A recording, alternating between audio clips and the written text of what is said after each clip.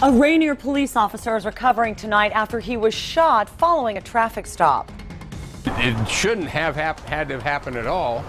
I mean, these guys put their lives on the line for us and keep us safe. Tonight, we are learning more about him from a close friend and neighbor. The man accused of shooting that officer tonight is dead. And tonight, we are working to find out more about why he opened fire. Since our 6 p.m. newscast, we've learned the suspect died after he shot himself. We've also found out that Rush George is the name of the officer who was shot. He's seriously hurt, but is expected to recover. Ken Body live at Legacy Emanuel tonight, where Officer George is recovering. Ken? And at last word, Officer George is still in serious condition here tonight at Legacy Emanuel Hospital.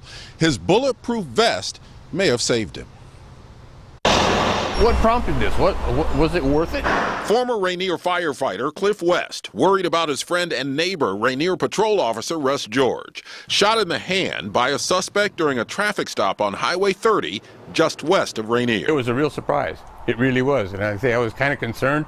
Now that I know it's a hand injury and he's going to be okay, that makes me feel a lot better, but I just assumed it hadn't happened at all. It all started around noon when Rainier police got reports of a red car driving erratically around the Scappoose area.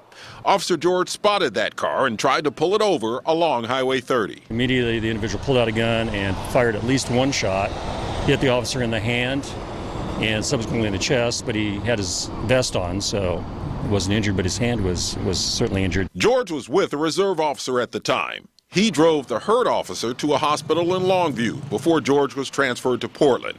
Here you see George arriving at Legacy Emanuel. Meanwhile, an intensive manhunt was already underway for the shooter. This is video from Collins Road near Clatskanie, where officers found the suspect vehicle. Portland police called in air support to aid in the search. They cornered that individual down in Clatskanie area, and it sounds like he's on foot, and they've got him out in the woods there somewhere on a tree farm or one of those. Late this afternoon, state police say the suspect was found dead from an apparently self-inflicted gunshot wound. As for Officer George, also a former Columbia County deputy, his wounds are non-life-threatening. Oregon State Police are still processing both scenes tonight.